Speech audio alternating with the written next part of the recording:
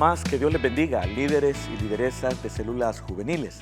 Me da mucho gusto el poderme dirigir a ustedes una vez más para que con este video podamos compartirles algunos insumos para que ustedes puedan preparar de la mejor manera posible la enseñanza que corresponde para esta semana. El tema que vamos a estar abordando este próximo sábado en las reuniones de jóvenes es Acab, un rey sin dirección. En la sección para comenzar, ustedes van a iniciar con una serie de preguntas a los jóvenes para que, partiendo de las respuestas que cada uno de ellos dará, puedan iniciar un diálogo interesante y que al mismo tiempo pueda ir creando en ellos el interés por conocer las verdades bíblicas que vamos a exponerles. Ahí están las preguntas, ustedes las pueden leer detenidamente, son preguntas sugeridas, eso significa que no tienen que hacerlas todas, ni estas son las que exclusivamente tienen que hacer. Ustedes como líderes y lideresas conocen mejor a sus jóvenes y harán las preguntas pertinentes con el propósito de guiar esta sección por buen camino con el fin de que los jóvenes puedan ir comprendiendo la enseñanza que se les impartirá, así como también crear desde este punto el interés por aprender cada una de las lecciones bíblicas. Muy bien, el pasaje bíblico que estaremos estudiando se encuentra en el libro Primero de los Reyes, en el capítulo número 18 y versículos del 16 al 18. Siempre se recomienda leer todo el contexto del pasaje para que de esa manera nosotros estemos familiarizados de mejor manera a la hora de exponer la enseñanza bíblica. Muy bien, pasamos entonces a la sección que denominamos Explorando.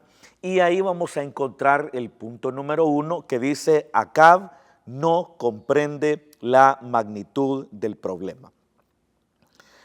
Si ustedes leen el contexto de esta enseñanza, ustedes se darán cuenta cómo hubo un momento en que aparece abruptamente en la historia el profeta Elías. Hasta este momento hemos venido estudiando la historia de diferentes reyes, tanto en el norte, en Israel, como en el sur, Judá, pero de pronto en el escenario aparece una figura sumamente importante en la historia del Antiguo Testamento. Y la figura a la cual hago referencia es a Elías, el más destacado de los profetas del Antiguo Testamento. Entonces, de manera abrupta aparece Elías en el escenario diciendo: vive el Señor en cuya presencia estoy, que si no es por mi palabra, no lloverá. Entonces, a partir de ese momento, se cerraron los cielos, dejó de llover y una gran hambre y una gran sequía empezó a golpear y a azotar a Israel.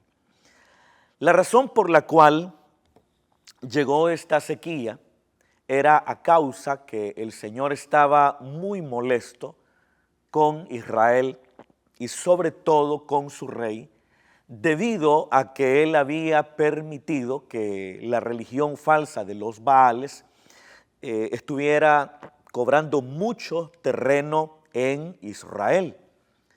Recordemos que Acab, siendo un rey de Israel, se casó con una princesa sirofenicia llamada Jezabel.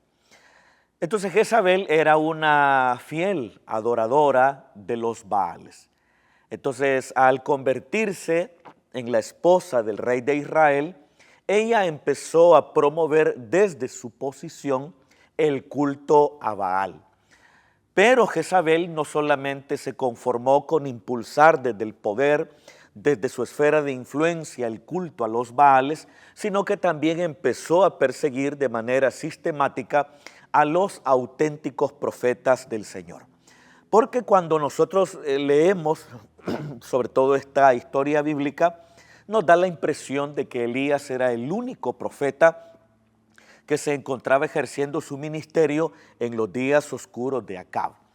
Sin embargo, si estudiamos detenidamente el pasaje bíblico y este capítulo número 18, vamos a darnos cuenta que Elías no era el único. También habían muchos otros profetas que se habían mantenido fieles al Señor y que debido a esa fidelidad a Yahvé, el Dios de Israel, fueron perseguidos desde el poder por la influencia de Jezabel, esposa del rey de Israel.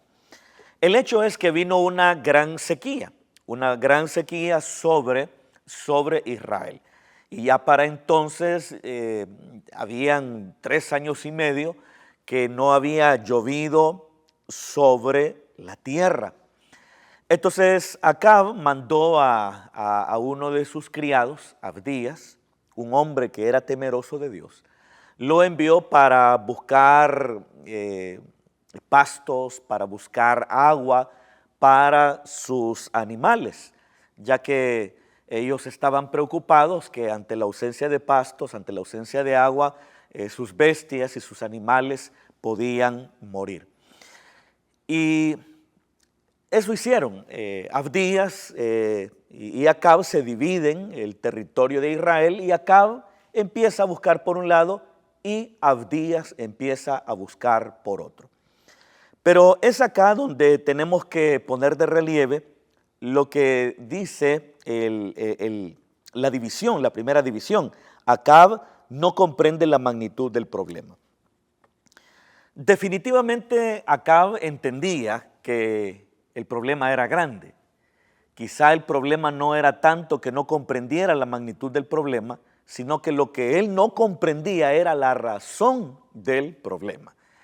Entonces, sí comprendía su magnitud, porque cualquier gobernante que esté al frente de una nación que está siendo azotada por una sequía, definitivamente comprende los alcances y las dimensiones de un problema de esa envergadura, sobre todo si él mismo tiene más de 3 años, 3 años sin lluvia, 3 años en los que se dañaron, se arruinaron las cosechas.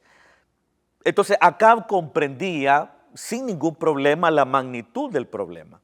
Lo que Acab no entiende es la razón por la cual ha llegado este problema, es decir, el de la gran sequía que está azotando al territorio de Israel. Ya que Acab le echaba la culpa a Elías sobre todo.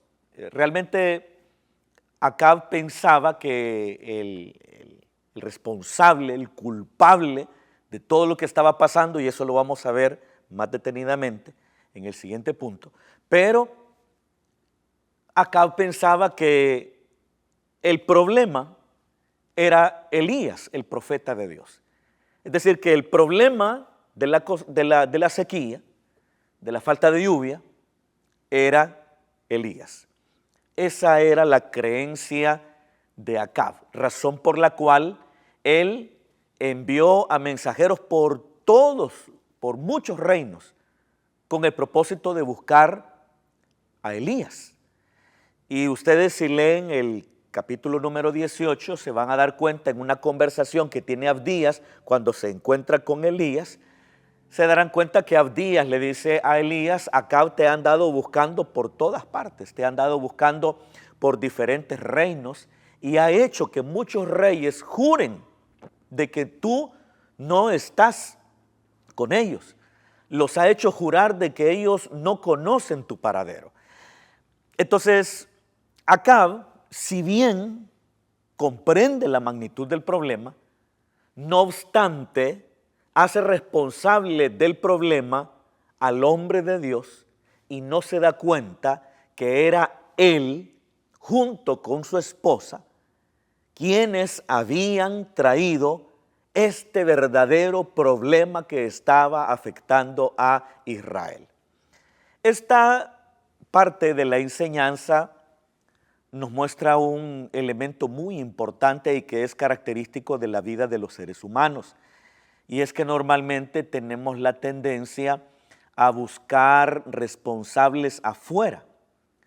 Es bien difícil encontrar a personas que sean lo suficientemente honestas para reconocer que ellas han cometido un error y que ellas son las responsables de determinadas circunstancias adversas que está viviendo él o ella o su grupo familiar.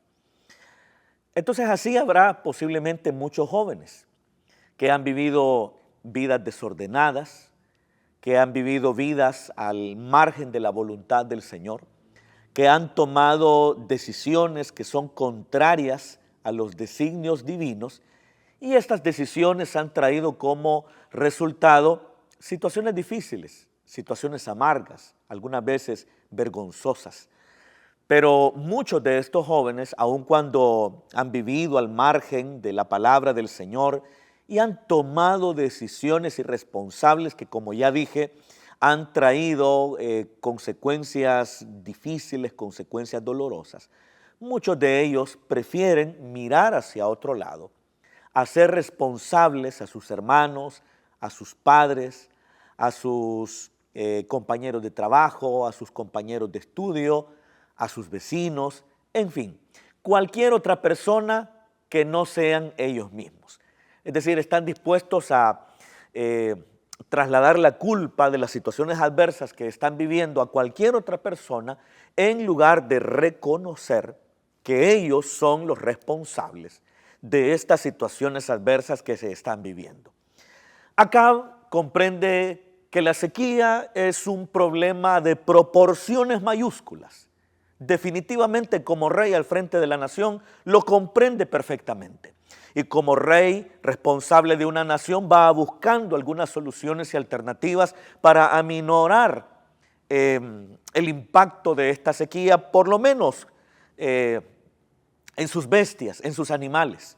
Y si bien comprende la magnitud del problema, no obstante, él no entiende que él es el responsable, junto con su esposa, de haber provocado todo este daño a Israel por cuanto habían impulsado Jezabel de manera activa y Acab quizá de manera pasiva el culto a los Baales en detrimento de la adoración a Yahvé, el Dios de Israel. Muy bien, nos vamos al punto número 2, que dice: Acab le echa la culpa al hombre de Dios. Dijimos hace unos momentos que Abdías y Acab se dividieron el territorio de Israel con el propósito de buscar pastos y buscar agua para que sus animales no se murieran de hambre ni de sed. Entonces, cuando Abdías sale a buscar pastos, Abdías no sale a buscar a Elías. No sale a buscar a Elías, aunque para entonces Elías encabezaba la lista de los más buscados en Israel. Pero en esta ocasión Abdías no salió a buscar al profeta de Dios, sino que salió a buscar otra cosa, pastos y manantiales de agua para los animales. Pero ahí se encuentra con Elías. Se encuentra con Elías y él se sorprende. Y Elías le dice: dile a tu señor, es decir, al rey, que hoy me voy a presentar delante de él. Y Abdías se afligió, se preocupó, y se preocupó por su vida, porque él creyó que si le decía a Acab: he visto a Elías, y Acab le decía: entonces tráelo ante mi presencia, Abdías pensaba que Dios iba a hacer desaparecer a Elías. Y si Abdías le decía a Acab: ya no lo encontré, él temía por su vida, temía que Acab tomara represalias en su contra. Entonces, cuando Elías le dice a Abdías: dile a tu señor que me voy a presentar delante de él, para Abdías fue una situación bien complicada, porque Abdías, que era un hombre temeroso de Dios, y un hombre que estaba identificado con Yahvé, el Dios de Israel, y no solamente estaba identificado de palabras, sino que estaba identificado con acciones concretas, porque cuando se perseguían los profetas de Dios, Abdías los escondió en una cueva y les dio de comer. Entonces, hacer eso era una traición a la patria, porque quienes detentaban el poder están impulsando el culto a Baal. Y los profetas de Yahvé son proscritos de los que detentan el poder. Pero Abdías estaba tan identificado con el Dios de Israel que protegió a sus voceros y los escondió en una cueva y los mantuvo, les dio de comer con sus propios recursos. Entonces, Abdías sabía cómo habían buscado a Elías. Lo habían buscado, como ya dije hace unos momentos, por diferentes reinos, por diferentes lugares. Porque como dije, Acab hacía a Elías responsable de la enorme sequía que en esos momentos está azotando al territorio de Israel. Entonces Abdías le dice a Elías, temo por mi vida, porque ¿qué pasará si yo le digo a mi Señor que te vi? Y de pronto el Señor te hace desaparecer otra vez, como has estado desaparecido estos 3 años y medio. Entonces voy a correr, mi vida corre peligro, estará en riesgo mi vida. Y tú sabes, yo he sido un hombre temeroso de Dios. Y ahí le cuenta el detalle que ya mencioné de cómo él protegió a unos servidores del Señor en una cueva. Pero fíjense, cuando finalmente se concerta la cita entre Acab, el rey de Israel, y Elías, el profeta de Dios, Acab dice las siguientes palabras, versículo 17. Cuando Acab vio a Elías, le dijo, ¿eres tú el que turbas a Israel? Esta era de alguna manera una pregunta retórica, es decir, bueno, una pregunta retórica es aquella pregunta que en la misma formulación de la pregunta está la respuesta. ¿Por qué digo una pregunta retórica? Porque en las ideas de Acab, en los pensamientos torcidos de Acab, el culpable de todo era Elías. Y es verdad, Elías era el que había dicho, vive el Señor, que si no es por mi palabra no lloverá en la tierra de Israel. Eso es cierto, definitivamente. Pero Acab había omitido considerar que si Elías, el hombre de Dios, llegó hasta ese extremo, fue porque Dios se lo ordenó. Y si Dios se lo ordenó, era porque la paciencia divina se había colmado ante la idolatría permitida por Acab, la idolatría de su esposa. Entonces, en la mente torcida de Acab, el culpable era Elías.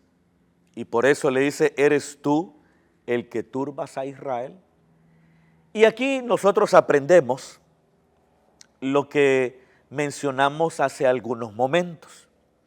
Y es que muchas veces tenemos la tendencia a buscar otros culpables, a buscar responsables de aquellas situaciones de las que nosotros somos enteramente responsables. Entonces es importante que le digamos a nuestros jóvenes que ellos sean lo suficientemente valientes y honestos consigo mismos para reconocer cuándo se equivocaron, cuándo fallaron. Y en lugar de buscar otros responsables, que ellos reconozcan cuando se han equivocado y que se acerquen a Dios pidiendo su perdón y su misericordia. En otras palabras, que los jóvenes tengan la actitud del hijo pródigo, aquel muchacho que se fue a una provincia lejana a vivir de manera perdida y llegó a una situación sumamente dolorosa y lamentable, pero cuando llegó al punto más bajo en el que podía llegar, en lugar de culpar a su padre o culpar a su hermano menor o culpar a su madre que está completamente ausente en el relato o culpar a cualquier otra persona, lo que el pródigo hace es que reconoce que es su culpa. Y por eso él dice dentro de sí, me levantaré e iré y le diré a mi padre, Padre, he pecado contra el cielo y contra ti y no soy digno de ser llamado tu hijo, hazme como uno de tus jornaleros. Lo que hizo el pródigo es lo que tenía que haber hecho Acab.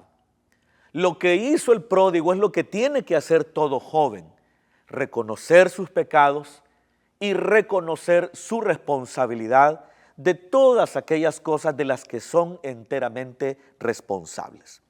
Muy bien, nos vamos al punto número 3, con el cual vamos a finalizar, que dice, Acab queda al descubierto. El versículo número 18 dice de la manera siguiente, y él, Elías, y él respondió, yo no he turbado a Israel, sino tú y la casa de tu padre, dejando los mandamientos del Señor y siguiendo a los Baales. Mire no es la sencillez, pero mire, sí, la rigidez, la fuerza, la sinceridad, se me escapa la palabra que quiero decir en estos momentos. Lo incisivo, lo directo de las palabras del hombre de Dios.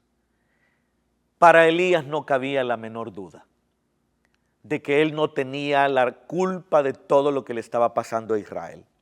Es verdad, fue Elías quien dijo, vive el Señor, que si yo no digo una palabra, aquí no llueve. Pero Elías había hecho eso por mandato de Dios. Porque los hombres de Dios no tienen el poder para hacer lo que les da la gana.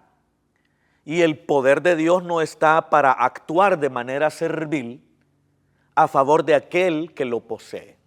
No, el poder de Dios está para cumplir los propósitos perfectos de ese Dios, del auténtico propietario de ese poder.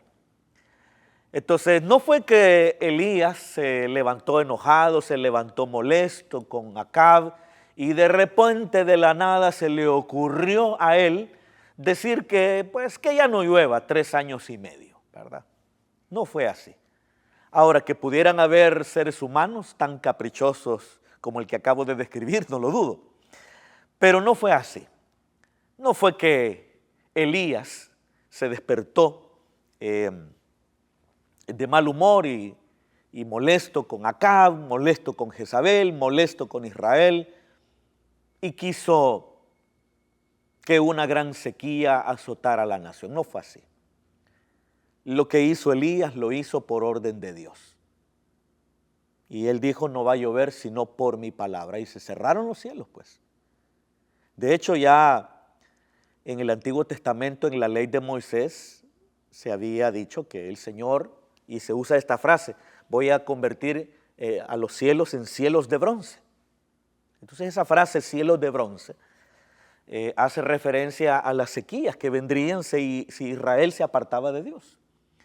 Entonces Elías, guiado por Dios y basado por la revelación de ese mismo Dios en la época de Moisés, dice, no va a llover sino por mi palabra, y los cielos se cierran, se convierten en cielos de bronce, ya no llueve, no cae nada de agua.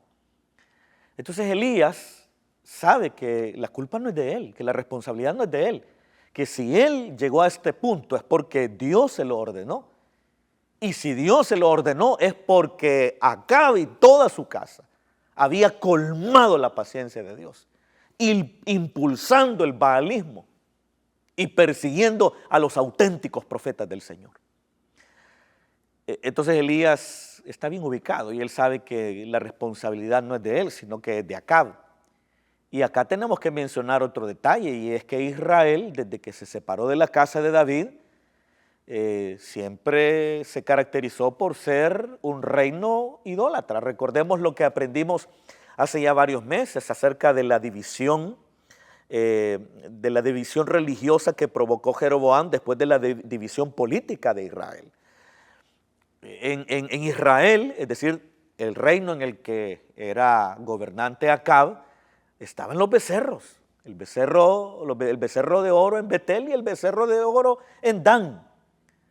Desde los tiempos de Jeroboam, cuando se había inventado ese culto que competía con el culto de Jerusalén, el reino del norte se había apartado de Dios.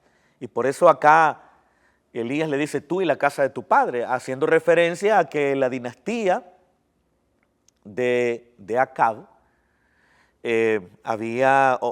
o la dinastía de la cual formaba parte Acab había sido responsable de esta debacle, de esta hambruna, de esta sequía que golpeaba a Israel.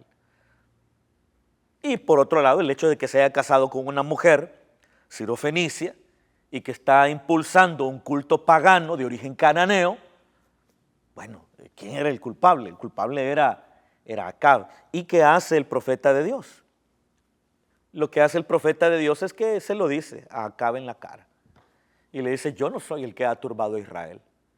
Si en Israel hay hambre, si en Israel no ha llovido, si en Israel se han secado los arroyos, si en Israel se han secado los ríos y las fuentes, si Israel se está muriendo de hambre es por tu culpa, porque tú formas parte de una dinastía que se ha apartado del Señor y que ha olvidado los mandamientos de Yahvé, porque tu esposa, con tu complicidad, han llevado a este pueblo a la idolatría. Así que la culpa, la responsabilidad es tuya.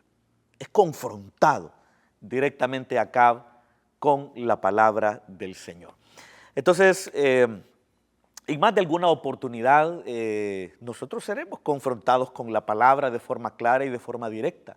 Aún aquel que siempre anda buscando responsables afuera, y que en lugar de asumir su propia responsabilidad, lo que hace es trasladarla a otras personas, siempre llegará un momento en que la palabra le llegará tan incisiva, tan directa y tan franca como le llegó al rey Acab.